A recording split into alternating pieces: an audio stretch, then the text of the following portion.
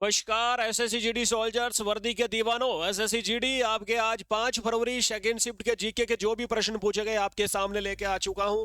GK series आपके लिए daily GK के प्रश्न लेके आ रहे हैं जो भी पूछे जा रहे हैं। जीके सीरीज पर पहली बार हो सब्सक्राइब जरूर करें। कल और आपके जो भी प्रश्न पूछे जा रहे हैं मिलेंगे। इन्हीं प्रश्नों के आधार पर आपको टॉपिक क्लियर करने हैं और अच्छे से एग्जाम देना है जी। पहला प्रश्न आपके सामने पूछा है आज की शिफ्ट में 2011 की जनगणना के अनुसार भारत की साक्षरता दर कितनी है, यानी आपको लिटरेसी रेट साक्षरता दर बतानी है। 74.04% हो जाएगी भारत की साक्षरता। साक्षरता में सबसे ज्यादा वाला साक्षरता दर वाला राज्य हो जाएगा केरल और सबसे कम वाला हो जाएगा बिहार। ये भी साथ में याद रखना है। यदि एक शिफ्ट में आगे आप कभी पूछे कि पुरुष और महिला की अलग अलग साक्षरता बताओ तो पुरुष की याद रखना है 82.14% पुरुष की साक्षरता और 65.46% हो जाएगी महिला की साक्षरता। यहां से प्रश्न आपके बाहर नहीं जाएगा। यदि पूछे साक्षरता में भी यूटी बताओ, केंद्र शासित प्रदेश बताओ, तो सबसे ज्यादा साक्षरता वाला केंद्र शासित प्रदेश हो जाएगा लक्षद्वीप, आपको याद रखना है, और सबसे कम वाला हो जाएगा दादर नगर हवेली। ये पूरा पहला प्रश्न आपके सामने डिटेल में, यहां से कहीं प्रश्न पूछे तो गलत ना करना, ठीक है जी। अगला प्रश्न आपके बीच ये रहा। दूसरा प्रश्न क्या पूछा है, द्रौपदी मुर्मू भारत की राष्ट्रपति बनने से पहले किस राज्य की राज्यपाल थी, यानी किस राज्य की पहले ये राज्यपाल रह चुकी है, तो आपको बताना है झारखंड। यहाँ पर सही उत्तर हो जाएगा। द्रौपदी मुर्मू के बारे में थोड़ा डिटेल में बात कर लेते हैं। ये दोस्तों ओडिशा राज्य की है। किस राज्य की है? ओडिशा के। या इनका जन्म होता है ओडिशा के मयूरभंज में। उड़ीसा के मयूरभंज जिले में इनका जन्म होता है। इनकी जो जाति है, इनकी जो जनजाति है, किस जनजाति से बिलोंग करती है द्रौपदी मुर्मू जी? संथाल जनजाति से बिलोंग करते हैं, आपको याद रखना है। द्रौपदी मुर्मू स्वतंत्र भारत में जन्म लेने वाली पहली महिला राष्ट्रपति। द्रौपदी मुर्मू भारत की दूसरी महिला राष्ट्रपति। द्रौपदी मुर्मू भारत की पहली आदिवासी महिला राष्ट्रपति। ये 3 प्रश्न भी यहाँ से बनते हैं। अगला प्रश्न आपके बीच, हरित क्रांति किस प्रकार की कृषि पर बल देती है, यानी हरित क्रांति का फोकस किस प्रकार की फसल पर था, तो आपको याद रखना खाद्यान्न फसलों पर था, जैसे गेहूं और चावल, आपको याद रखना है।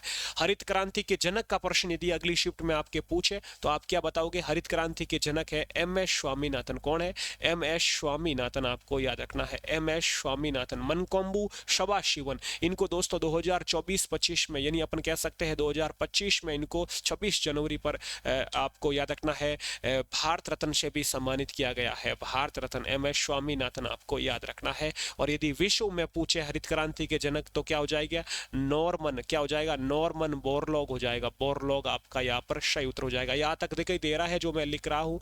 यहाँ तक दिखाई दे रहा है जो मैं लिख रहा हूँ? बिल्कुल दिखाई दे रहा है। अगला प्रश्न आपके बीच ये राजी। अगला प्रश्न पूछा है कुचेलापुरम गांव से किस नृत्य की उत्पत्ति हुई है, तो यहाँ पर आपको बताना है किस शास्त्रीय नृत्य की उत्पत्ति हुई? कुचिपुड़ी की हुई कुचेलापुरम से, ठीक है। कुचिपुड़ी किस राज्य से है? आप सबको पता है कुचिपुड़ी है आंध्र प्रदेश राज्य का शास्त्रीय नृत्य है, क्लासिकल डांस है, ठीक है जी। टाइम आउट किस खेल से संबंधित है, तो ये क्रिकेट से भी है और आपको याद रखना एक बास्केटबॉल से भी है, लेकिन आपको याद रखना है ऑप्शन आपका क्रिकेट था, तो यहाँ पर आपका सही जवाब हो जाएगा क्रिकेट, आपको याद रखना है। टाइम आउट का संबंध किससे हो जाएगा जी? क्रिकेट से हो जाएगा। यदि पूछे क्रिकेट में खिलाड़ियों की संख्या कितनी है, तो क्या बताओगे? यदि पूछे आपको क्रिकेट में खिलाड़ियों की संख्या तो 11 खिलाड़ी होते हैं। हॉकी में भी कितने खिलाड़ी होते हैं? 11 खिलाड़ी होते हैं। और फुटबॉल में भी कितने होते हैं? फुटबॉल में भी 11 खिलाड़ी होते हैं, तो ये भी आपको बात साथ में याद रखनी है। यहाँ पर एक प्रश्न पूछा है हॉकी के मैदान की लंबाई कितनी है, तो आपको 91.4 मीटर आपका यहाँ पर सही जवाब हो जाएगा जी। अगला प्रश्न आपके बीच आ चुका है। प्रश्न पूछा है किस अधिवेशन में भारत छोड़ो आंदोलन की पुष्टि हुई थी? अखिल भारतीय कांग्रेस कमेटी के बंबई अधिवेशन में आपको याद रखना है भारत छोड़ो की घटना 1942, आपको ये याद रखना है, ठीक है जी। अगले प्रश्न की ओर चलते हैं और ये रहा आपका अगला प्रश्न। ये भी आपका जनगणना यानी सेंसस से पूछा है, तो पूरा डिटेल में ये पढ़ के जाया करो। जनगणना 2011 वाला, यहाँ से आपका प्रश्न पूछा जा रहा है। जनगणना 2011 के अनुसार पुरुष और महिला साक्षरता में सबसे बड़ा अंतर वाला राज्य कौन सा है, तो राजस्थान हो जाएगा, आपको याद रखना है जी। अगला प्रश्न चंद्रगुप्त मौर्य की माता का नाम पूछा है। चंद्रगुप्त मौर्य कौन? मौर्य समाज के, मौर्य साम्राज्य, मौर्य समाज के संस्थापक थे। चंद्रगुप्त मौर्य की माता का नाम मूरा मौर्य था, ये आपको याद रखना है। अगला प्रश्न प्रथम पंचवर्षीय योजना की शुरुआत कब हुई थी? 1951 में प्रथम पंचवर्षीय योजना की शुरुआत होती है। 1951 से 1956 तक चलती है और दूसरी पंचवर्षीय योजना 1956 से लेकर 1961 तक चलती है, आपको याद रखना है। पहली पंचवर्षीय योजना हेराल्ड डोमर मॉडल पर आधारित थी, आपको याद रखना है। दूसरी पीसी मिहालनोबिश मॉडल पर आधारित थी, ये भी आपको याद रखना है। पहली पर किस पर बल दिया गया? पहली पर कृषि पर बल दिया गया, दूसरी पर औद्योगिक क्षेत्रों पर बल दिया गया।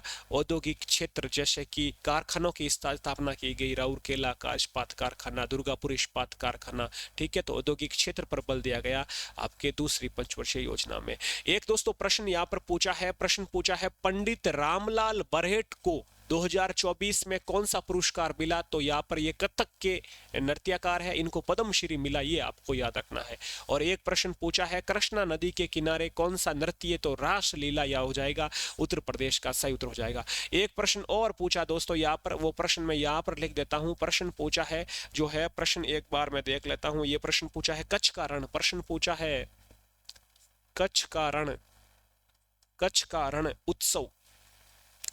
उत्सव किस महीने में शुरू होता है? तो याद रखना आपको नवंबर से लेकर ये फरवरी तक चलता है, आपको याद रखना है, ठीक है जी। कच्छ का रण ये फेस्टिवल आपको याद रखना है। इसे व्हाइट डेजर्ट फेस्टिवल भी कहते हैं, गुजरात से संबंधित है ये उत्सव। तो ये जो भी प्रश्न दोस्तों ने भेजे आपको बता दिया मैंने। इसी प्रकार आपके लिए दिल्ली में एनालिसिस लेके आऊंगा जीके के, और भी इस पर आधारित टॉपिक भी क्लियर करूंगा, जैसे जनगणना हो गया। तो ये आप देखते रहना है। यदि आपके पास भी प्रश्न आए तो मुझे इस नंबर पर जरूर भेजें। प्रश्न 94 135 136 47 पर आप मुझे SMS कर सकते हैं, ग्रुप से जुड़ सकते हैं। अपना ख्याल रखें, जीके सीरीज सब्सक्राइब करें। जय हिंद, जय भारत।